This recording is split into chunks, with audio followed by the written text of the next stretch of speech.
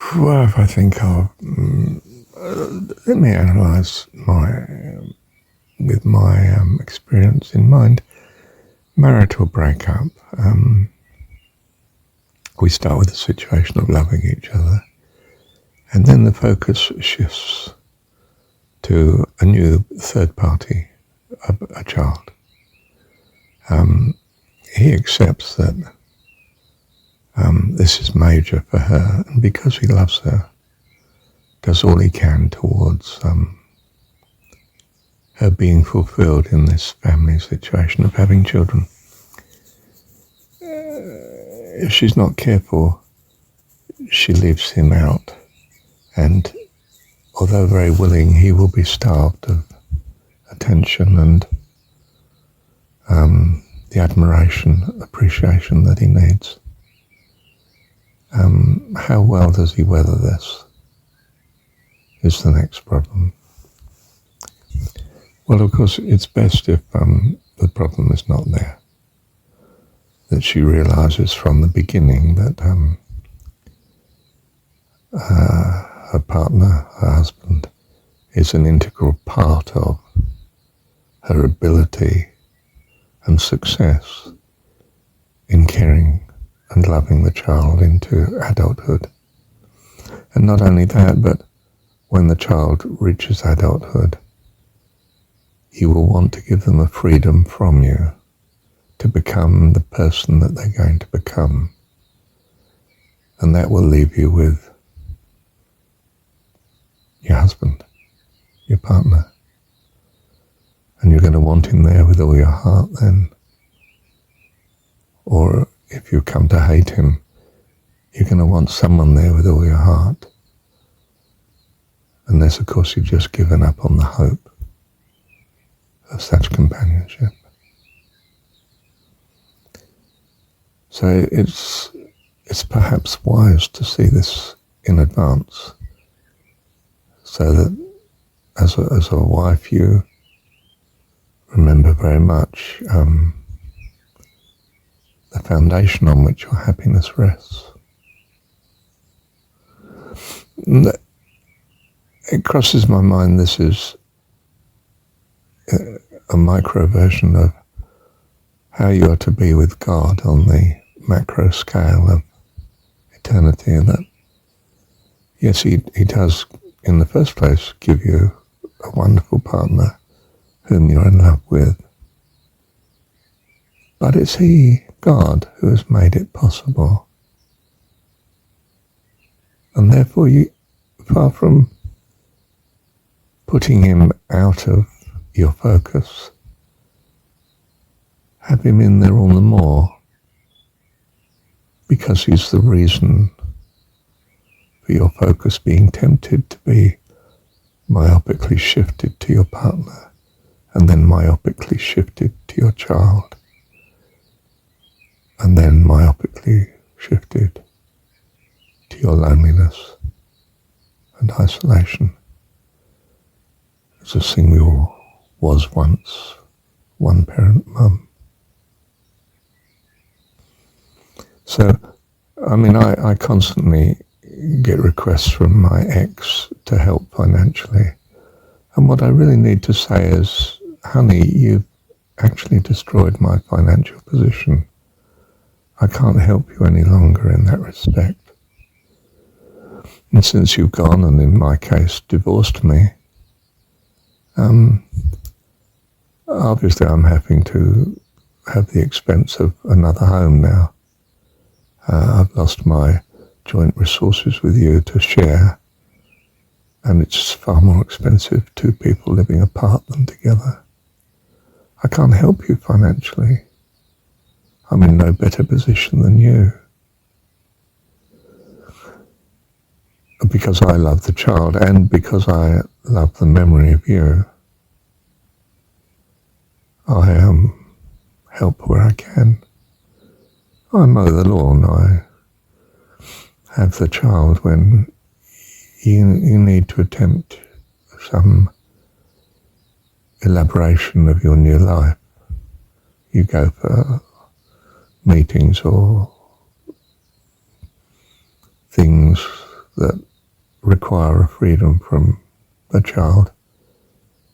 And I'm very happy to look after the child at such times, of course. Although I know I'm underlining your separateness from me. And I am faced with the loneliness that you have created for yourself in the future too. And will create even if you find another partner. You'll have to make do with him, of course. Unless, of course, you don't really match each other as time goes on. And you won't have had the foundation of the strong bond that appreciates each other. Unless you do somehow manage it, despite the fact you didn't with me, or we didn't. Yeah. So, what do we learn from this analysis, observation, meditation? It is to know in your heart, where does your true self-interest lie? First of all, it's in God, that he makes your wonderful partner possible. Secondly, it's your wonderful partner that makes your family life with children possible. And thirdly, what's important is both of them, in as far as that's available to you, that the rest of your life, beyond children growing up, is wonderful too. May you be blessed by something of this analysis, meditation, advice even. Bless you. Thank you, Dad. You see, we're children, not the mature, wise, wonderful beings that we're going to be. We are learning here how to adjust our values that we may become such. And it's a trail, a succession of all sorts of mistakes and successes, this path to our own spiritual adulthood. And the reason, as I understand it, that we are here in this universe, enjoying the dream of reality, that we might wake from time to time and eventually permanently into, well, quite simply heavenly places, to be part of an eternal family of God and well equipped to bless it, to be a blessing to it, and to appreciate the blessing of it. In other words, this dream of reality is not an end in itself, but, well, as I've said before, a classroom in which we come to maturity, spiritual maturity. And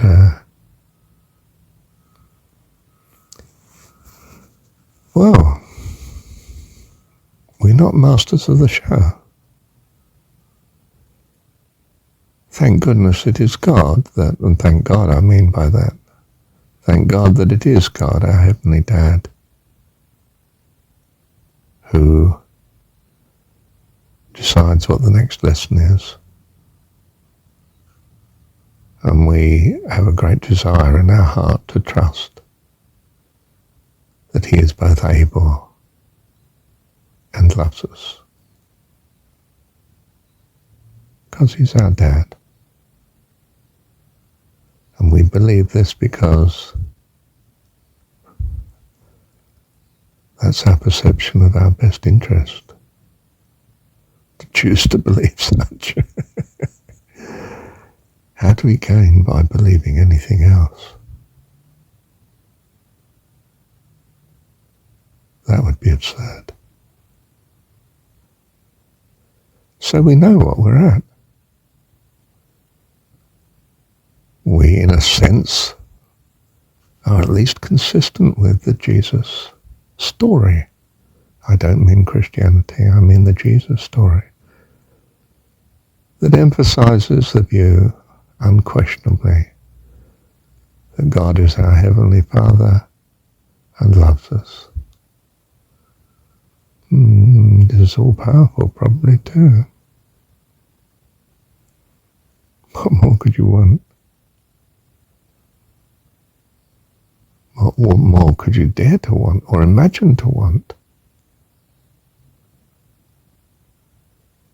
And what less could you risk wanting? No way. So we are decided. We choose this day whom we will serve. We love God, our Heavenly Dad. And we may more or less use certain scriptures. I use John, of course, John 17 especially. Certain religions, certain advice, certain experiences, whatever it is that comes to hand, that God has come to hand, that contributes towards this maturity of coming to know God. For this is life eternal, to know Thee, the only true God, and Jesus Christ, whom Thou hast sent. Thank you, Dad.